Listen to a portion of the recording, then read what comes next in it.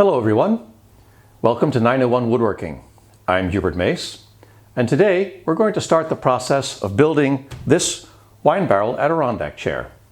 Now I know many of you may have seen one of these chairs before, but we do things a little differently here. In particular, this chair is built with metal brackets and carriage bolts instead of using screws in all of the joints. I believe this will make for a stronger chair and one that will last longer. If you're not familiar with the process of choosing a wine barrel for a project like this, or in taking that barrel apart once you have it, I have two videos on those topics which I think will be very informative. This will be a three-part series on how to build this chair. In part one, we'll build the basic frame and make all the brackets. In part two, we'll make the back and finish all the construction. Then in part three, we'll do all the finishing work and do the final assembly. So, let's go over to the workbench and get started.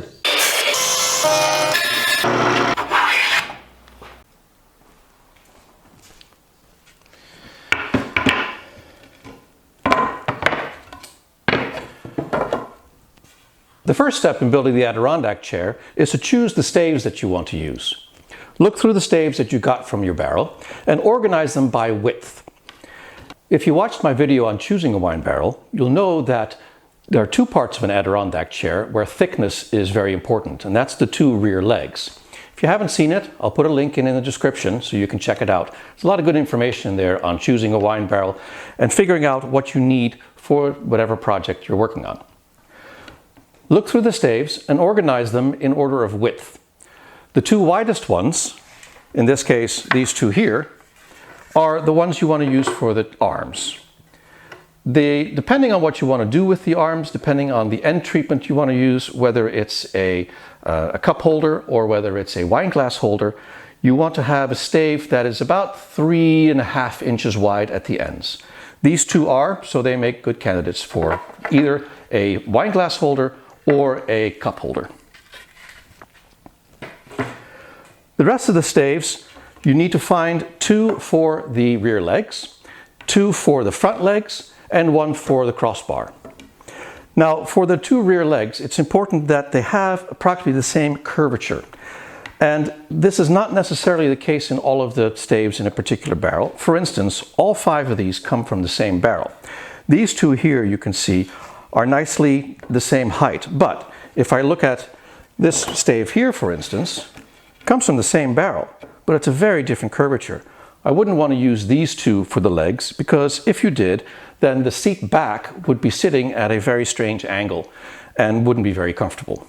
So look for staves that are the same height or the same curvature and about the same width. Again, you want to try to choose fairly wide ones here because that gives those legs strength. The two front legs are less important. They're vertical, so they're not in bending like these two rear legs are. So find some nice looking staves. And then for the crossbar, which is the one that goes in between the two front legs, and again, choose a nice stave because all of these are very visual. They're right at the front of the chair and you really see them. So you want something that looks nice. So now that we've chosen which staves we want to use, let's start cutting.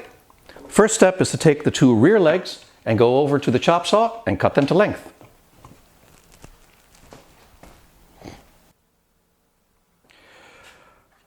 When cutting the rear legs to length, you want as long a length as possible. So you want to cut off as little as possible material. There's a scallop here at the ends where the top sat. So I tend to cut right after the scallop. That leaves as much material as possible on the legs.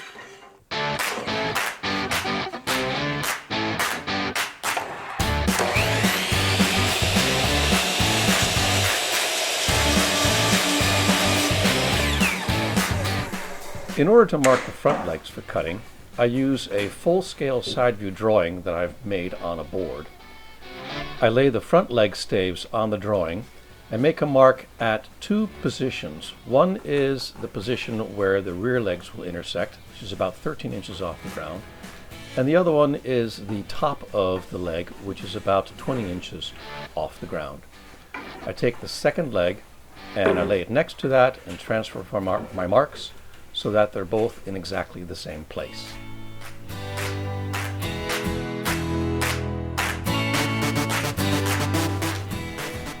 I then take the legs back to the chop saw. I set the angle of cut on the chop saw to 20 degrees. This is approximately the angle that the leg and the upper arm will make to each other. I then cut both staves to length at the 20-inch mark.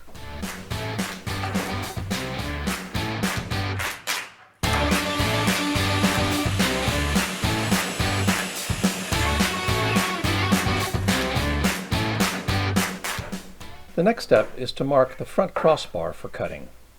I use a jig that I made using an old stave mounted to a board, and on that jig I've marked the center line of the staves and marks at the 20-inch and the 26-inch width. I then take the stave to the chop saw and cut it off at the 26-inch marks on both ends. 26 then becomes the width of the chair overall, and 20 inches becomes the width of the seat area. I take this stave then to the table saw, and with the blade set for a 3-inch depth of cut, I make a cut approximately 1 inch from the jig. The jig holds the stave in place while I cut. I do that to both ends.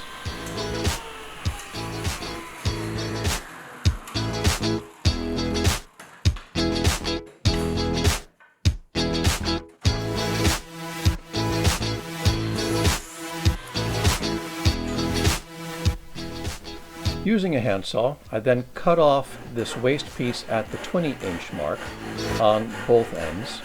What this does is it gives a flat shoulder for the legs to sit against. This keeps the front legs straight and square to each other and to the rest of the chair.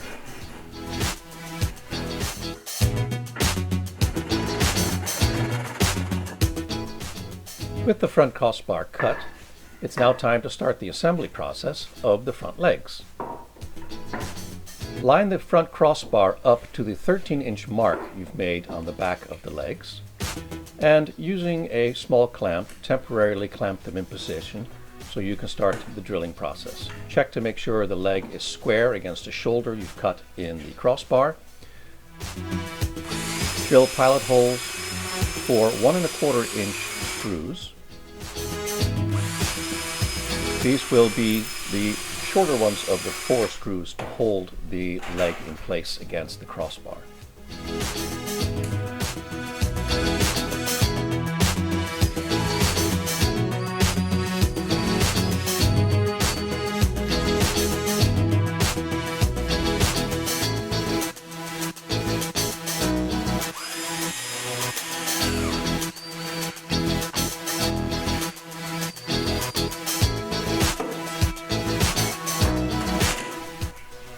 Next, drill pilot holes for 1½ inch long screws.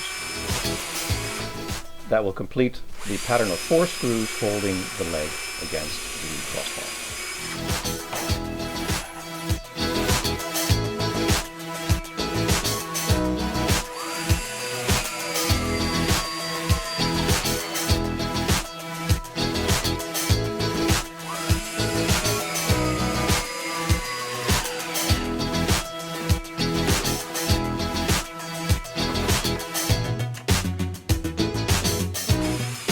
Do the same thing on the other side to complete the front leg and crossbar assembly. On a workbench, I set up the assembled front legs with one of the rear legs, and I adjust it until I get about a 90-degree angle between the two. Use a block of wood behind the rear leg and clamp it into place to set the position of the legs relative to each other.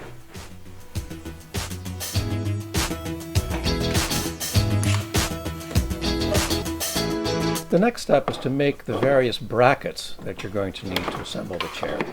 There are 12 of these in all. I use a shear that I bought from Eastwood to cut one of the rings into strips about 3 inches long. You can use hand shears for this if you want, or a grinder, cutoff wheel, anything that will cut steel. But remember, this is about 14 gauge steel, so it's pretty thick, pretty strong. You're going to need some strong hands to use hand shears to cut this. So a shear like this makes quick work of it, especially if you're going to make several chairs. Once you've cut all 12 pieces to length, I like to cut the corners off. I think it looks a lot better that way. Also, it gets rid of any sharp corners that might have been left behind by the shearing process. And I think it's just visually a nicer way of doing it.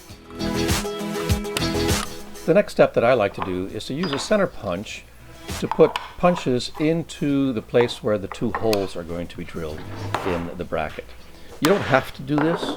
You can also just visually drill the holes, but with the curvature of these brackets, I find that the drill can wander quite a bit, even in a drill press.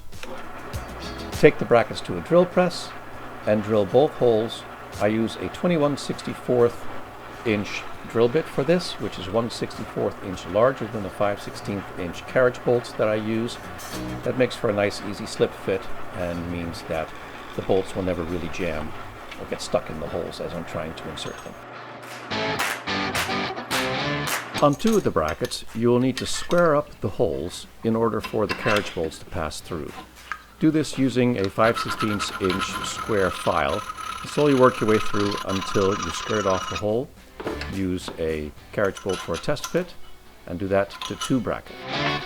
On two other brackets, clamp them in a vise about a third of the way from the end, and using a hammer, bend it over at approximately a 45-degree angle. The angle isn't exactly important. Do that to two of the brackets.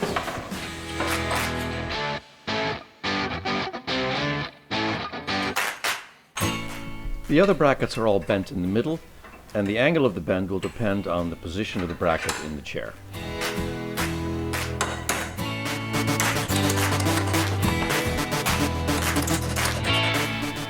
Take one of the brackets, bent to approximately a 90-degree angle, and place it up underneath the lower leg intersection with the front legs, and use it to mark a position of the hole to be drilled through the front leg. Only mark the position on the front leg, not on the rear leg at this point.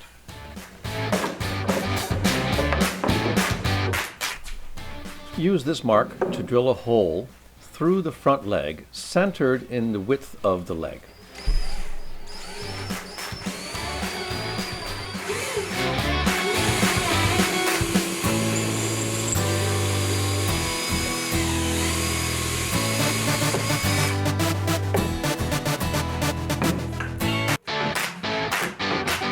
Use a 2 or 2.5 inch long carriage bolt, and with a hammer embed the square portion of the head into the wood. Next, take the bracket and attach it to the carriage bolt with a nut.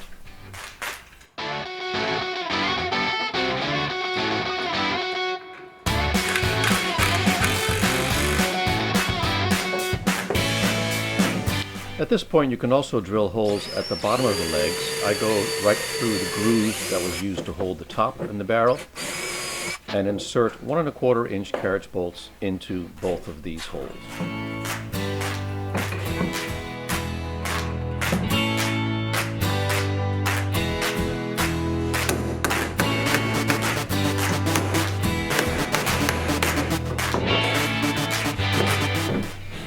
Assemble the rear leg to the front legs and install a nut, but don't tighten the nut at this time.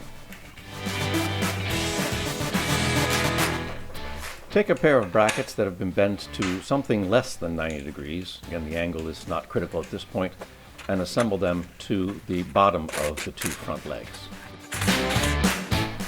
Measure along the length of the rear leg, 20¼ inches.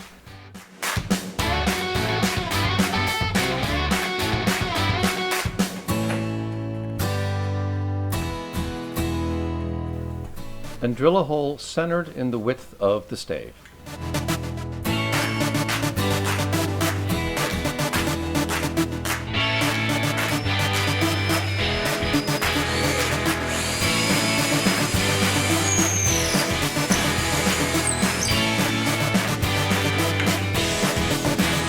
This will be the location of one of the brackets with the square holes bent to a 90-degree angle. Next, we need to make the support braces for the legs. Find a relatively thin stave out of the barrel and clamp it into place by sighting along the brackets that have already been installed to get an approximate location of where the stave would need to be.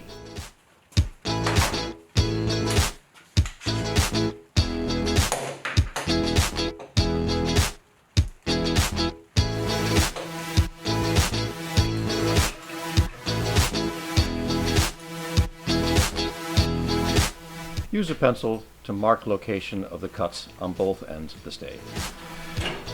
On the chop saw, cut both ends at the marked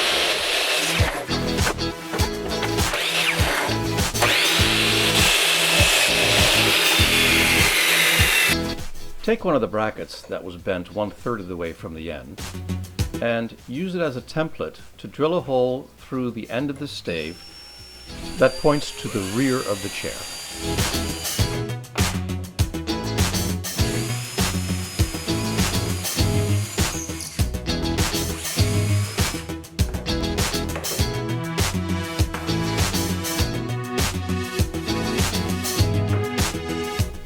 Using a 1 1/4 inch carriage bolt, attach the bracket to the stave.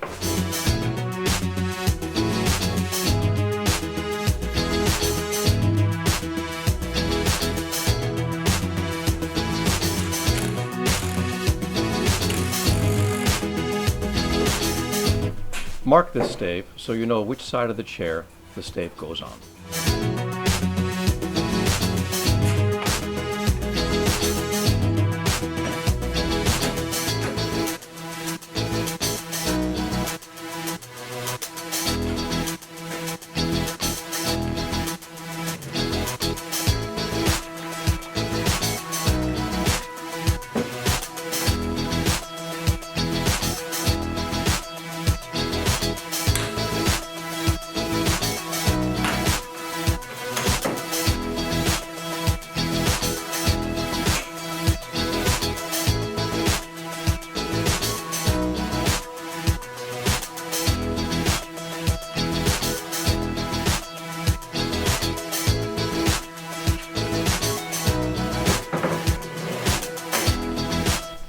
With the construction on one side of the chair completed, tighten all the nuts on that side.